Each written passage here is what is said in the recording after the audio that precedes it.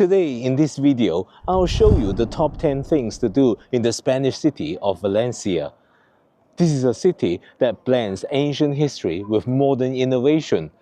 From its stunning architecture and rich cultural heritage to the mouth-watering paella, Valencia offers something for everyone.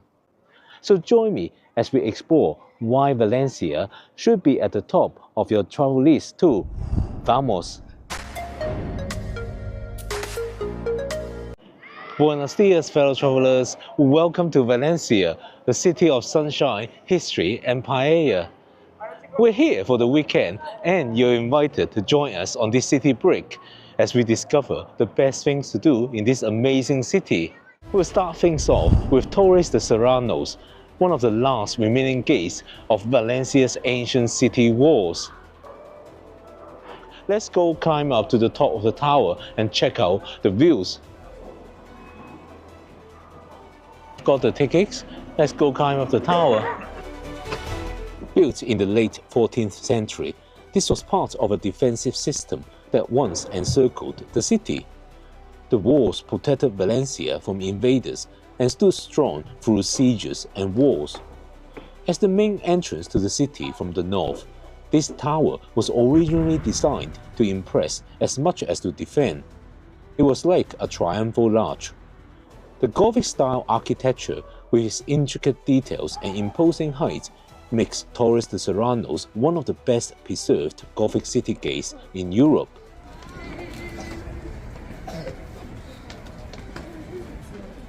Right, we've got to the top.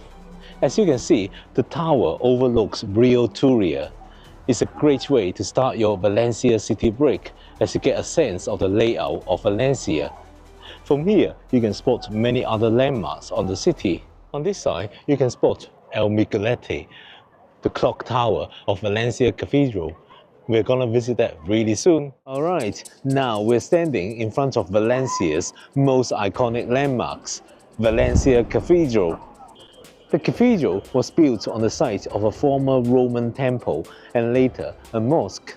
The cathedral is unmistakably a Gothic-style building, but it does preserve elements from different periods, from Romanesque to Baroque. You can see the layers of history right in the stonework. Let's head inside because this is where things get really fascinating. Inside, the cathedral is just as impressive. You'll find these soaring Gothic arches and intricate details everywhere you look. Now, the main attraction of this cathedral though is the Chapel of the Holy Chalice, which is believed to house the actual Holy Chalice. Let's go check it out. The Holy Grail here is a simple ancient chalice made from agate with a gold base. It's believed to date back to the 1st century AD. According to tradition, this is the cup Jesus used at the Last Supper. The chapel itself is richly decorated, creating a fitting atmosphere for such a revered artifact. Now it's time to climb the Miguelete Tower. This is the bell tower of Valencia Cathedral and it's one of the city's most famous landmarks. You can't come to Valencia and not climb this. Standing at around 15 meters tall, the Miguelete Tower was built between the 14th and 15th centuries in a classic Gothic style. I'll just pay for the tickets and so let's start the climb. Now fair warning, there are 207 steps. Yep, 207. But trust me, the view from the top is totally worth it. Let's go. Let's go. Vamos.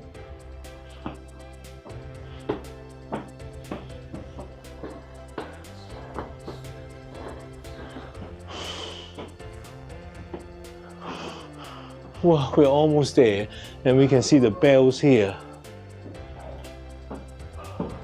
Whew, what a climb. But here we are, finally we're at the top. Well, the view here is absolutely breathtaking. From up here, you get a 360-degree panorama of Valencia. You can see the old city, the modern parts, and on a clear day, even the coastline in the distance. And of course, there's the bell, El Miguel, which gives the tower the name. It was cast in the 16th century and weighs about 10 tons. When it rings, you can hear it echo across the entire city. Next up, we'll visit La Lonja de la Seda, the Silk Exchange, a UNESCO World Heritage Site. La Lonja was built between 1482 and 1548 during Valencia's Golden Age, when the city was one of Europe's most important silk trading centers. This is arguably one of Spain's greatest Gothic buildings. Look at all the intricate carvings and towering stone pillars. Well, we're now in the main hall, Sala de Contratación, or the Contract Hall. The hall, as you can see, is divided into 3 longitudinal and 5 transversal naves, with these 8 columns that twist their way up to the dome ceiling. These columns are like giant stone trees spiraling up into the sky, supporting the ceiling in such a cool way. Well, next, we've got the chapel with these beautiful stained glass windows. Upstairs, there's the Consolat del Mar, or the Maritime Consulate. This is where they sorted out maritime trade disputes. Valencia wasn't just about silk, it was a major player in the Mediterranean trade scene. Inside, you'll find a spectacular wooden coffered ceiling. The craftsmanship is extraordinary. Look at all these intricately carved panels full of rich detail that reflects Valencia's maritime and mercantile history. And outside, we've got the Patio de los Naranjos, or the Orange Garden. It's such a peaceful spot, with orange trees giving it a fresh, citrusy vibe. It's perfect for taking a breather after soaking in all that history. Next on our list is a place that is a feast for all your senses, the Valencia Central Market, or Mercado Central. This isn't just a market, it's a vibrant, bustling hub of local life and culture. Let's head inside and see what makes this market so special. The Central Market is housed in a stunning Art Nouveau building that dates back to 1928. With its colorful tiles, stained glass window, and wrought iron structure, it's a masterpiece of early 20th century architecture. But what's inside is even more exciting. There's over 1,200 stores here, selling everything from fresh produce to spices, seafood, and local delicacies. You can even find spices like saffron here. And if all this shopping makes you hungry, there are plenty of food stalls where you can grab a bite. Well, we just find a place to get lunch. We find this place which sells empanada. Well, we have chosen 6 empanadas. But now we are leaving the old town and we're going to explore something dramatically different. Next up, we have Valencia's most iconic and futuristic complex, the City of Arts and Sciences, or Ciudad de las Artes y las Ciencias. This place is a true architectural marvel and a symbol of modern Valencia. Designed by the renowned architect Santiago Calatrava, the City of Arts and Sciences is a massive cultural and architectural complex that stretches over 2 kilometers. It was completed in 1998 and has since become one of the 12 treasures of Spain. The complex is made up of several stunning structures, each serving a different purpose. But here you got the Hemispheric, which looks like a giant eye. It's got an IMAX cinema, planetarium, and a 3D digital cinema inside. From above, the Hemispheric is particularly striking. Its design, which reflects in the surrounding waters, gives it that eye-like appearance, making it one of the most photographed buildings here. Now behind me, you have the Palau de las Arts Reina Sofia, the Opera House. It's Valencia's main venue for music and performing arts. And the design is just spectacular, resembling a spaceship ready to take off. The Opera House exterior is covered in white trancardis, a type of mosaic made from broken tile shards, which gives it a shimmering and futuristic look. But next, you have the Science Museum here, Musée de la Science Principe Felipe, which is shaped like a whale skeleton. It's a hands-on museum, perfect for both kids and adults who want to explore science in an interactive way. Now we've come to one of the newest additions to the complex, the Kaiser Forum Valencia. This striking building was designed by the renowned Swiss architecture firm Herzog and de Meuron. and is quickly becoming a cultural hotspot in the city.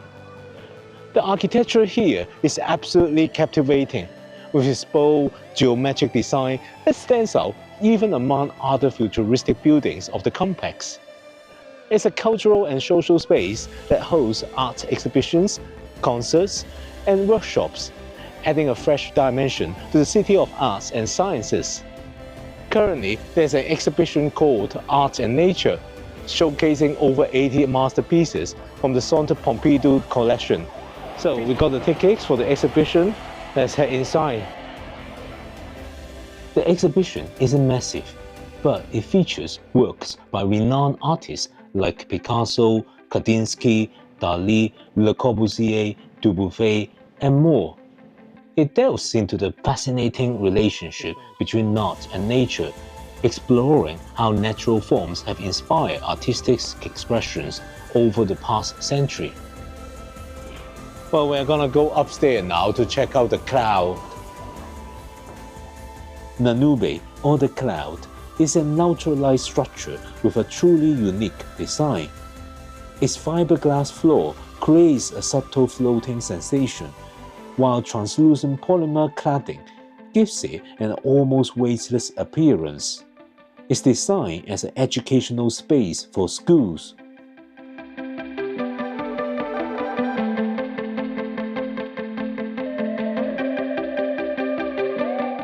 Now, if you'll be enjoying this video, please give it a big thumbs up. It really means a lot. And if you would like to see more travel content like this, then please consider subscribing and ringing the notification bell. Well, next, we're heading a little outside the city to one of the most tranquil and beautiful spots in the region, Albufera Natural Park. This is where Valencia's famous paella rice is grown. Albufera Natural Park is just a short drive from the city, but it feels like a whole different world. It's home to Spain's largest freshwater lagoon, surrounded by rice paddies and wetlands that are teeming with wildlife. The name Albufera actually comes from the Arabic word al-Buhara, which means small sea. And when you see the vast expanse of water here, you'll understand why. The lagoon covers about 21,000 hectares and is a crucial habitat for many bird species. But what really makes Albufera special is its connection to paella. The rice paddies around the lagoon produce the short-grain bomba rice used in authentic Valencian paella. So in a way, this is where paella truly begins. Now, one of the best ways to experience Albufera is by taking an Albuferenque tour, which is a boat ride on the lagoon. The Albuferenque is a traditional boat that's been used in this region for centuries. And we've got something special planned, a sunset tour. So let's hop on and see what makes this so special.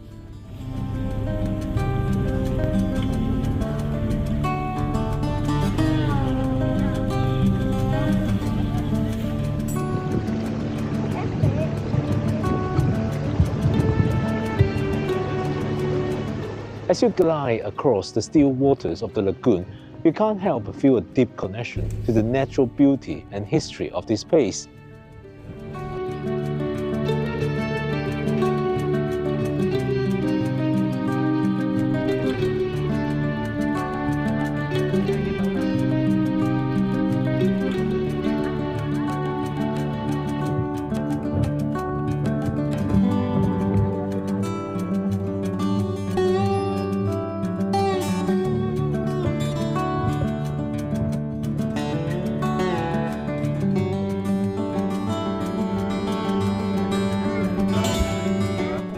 The sunset here is truly a spectacle. The way the light dances on the water and the whole lagoon seems to glow. It's a moment that stays with you long after the sun has set.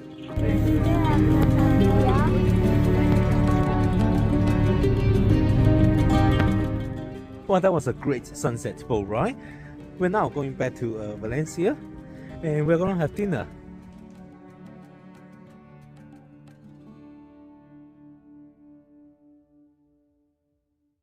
Well, you can't come to Valencia and not try paella, the city's most famous dish. And tonight, we're gonna have paella for dinner. We've just arrived at La Huila, a charming local restaurant nestled in the heart of Valencia's historic center. But this place is renowned for serving some of the most authentic paellas in the city. And we've ordered the traditional Valencia paella. La Viva exudes a warm, rustic ambience with traditional Valencian ceramics adorning the walls and a cozy, inviting atmosphere that makes you feel right at home. Now, a paella actually takes like 30 minutes to cook, so we order some starter for now, which is a pork with chips. This is necessary because they eat really late in Spain, and here the restaurant only opens at 9 p.m. Well, here it is. The star of the show has arrived. Traditional Valencian paella served in a wide shallow pan called a paellera. Just look at those vibrant colors and the perfectly cooked rice. I can already tell it's going to be amazing. Alright, let's dig in. Authentic Valencian paella is a harmonious blend of local ingredients, tender pieces of chicken and rabbit, a variety of fresh green beans, and the distinctive garrafon beans, all cooked together with saffron-infused rice. The saffron not only imparts a beautiful golden hue, but also adds a unique aromatic flavor that's quintessential to this dish. The rice is al dente, absorbing all the juices. So this place has been stirring up paella storms in Valencia for many years, and it shows, really shows. We chose one made with chicken, rabbit and beans. It was generally excellent. The rice in particular was perfect, al dente, and soaked up all the flavours of the sauce and the saffron. The chunks of meat were actually, in my opinion, a little bit overcooked and chewy, but they were very tasty. If you're in Valencia and want to experience genuine Valencian paella in a setting that reflects the city's rich culinary heritage, La Viva is the place to be. Well, next, we are taking a short trip out of Valencia to the historic town of Sagunto, where you'll find ancient ruins, medieval streets, and stunning views. Sagunto is perched on a hill, offering fantastic panoramic views of the surrounding countryside. It's one of the oldest towns in the region, with a history that dates back to at least the 5th century BC, when it was known as Arce, under the Iberians, and later became a prominent Roman settlement called Saguntum. Our first stop is the Sagunto Castle, an impressive fortress that dominates the town. This castle has seen centuries of history, from the Iberians and Romans to the Moors and Christians. It's a fascinating mix of architectural styles, each layer telling a different story from Sagunto's past. The castle stretches over a kilometer along the hilltop, and the views around are absolutely breathtaking. Just below the castle, you will find the Roman Theatre of Sagunto, which is one of the best preserved in Spain. So let's go check it out. Built in the 1st century AD, the theatre could seat around 8,000 spectators, making it a major cultural hub in the Roman times. Well, as you can see, the theatre has been thoroughly restored, and it still hosts performances today. But behind me, you've got this beautiful church called Iglesia Santa Maria de Sagunto. So this church is actually built on the site of a mosque originally. Look at the beautiful door here. Inside the church, the Gothic architecture really stands out. The high vaulted ceilings, towering stone columns, and intricate chapels create a sense of grandeur. Light filters through the stained glass windows, adding a warm glow to the historic interior. Well, behind me, you'll find this beautiful blue dome building, which is called Ermita de la Sang. This is a Baroque chapel hermitage from the early 17th century. Let's see if it's open and we can take a look. The Ermita de la Sang, or the Hermitage of the Immaculate Blood, wasn't originally on our list, but we decided to pop in. And I'm so glad we did. Inside, we were shown several tronos, which are huge ornate floats used in Semana Santa processions. This is the largest one and is 800 kilos. Carrying them is apparently such an honor that people actually bid in an auction for the chance to do it. How fascinating is that? And this is what it looks like inside the trono.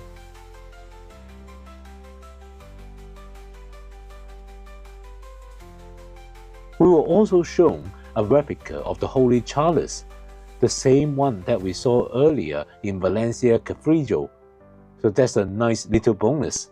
Overall, Sagunto isn't a big place, but as you've seen, it's packed with history and culture. From ancient ruins to hidden gems, it's well worth a half-day trip, especially if you love exploring the past. Now, after exploring all the amazing sights and sounds of Valencia, what better way to unwind than a visit to the beach? Right now, we're at Cabano Beach, one of the most popular and beautiful stretches of sand in Valencia. We're visiting it in the middle of the winter, so it's a bit quiet now, but in summer, it will be a lot more popular. Cabano Beach, often overshadowed by its neighbor Mara Rosa, offers a more laid-back vibe with the same stunning golden sand and crystal clear waters. It's just a short trip from the city center, making it an easy escape for a relaxing beach day. And that wraps up our tour of the top 10 things to do in Valencia. I hope you've enjoyed exploring this beautiful city with us and that you've picked up some ideas for your own trip. If you're hungry for more Spanish adventures, you're in luck. I've got plenty of other city guides to help you plan your travels. Why not check out this video, where I show you the charming city of Cadiz, with its stunning coastline and rich history. Or check out this other video if you're more interested in Malaga, with its blend of modern art and ancient ruins. Either way, I'll see you over there in those videos. Thanks for joining me in Valencia. Hasta la vista.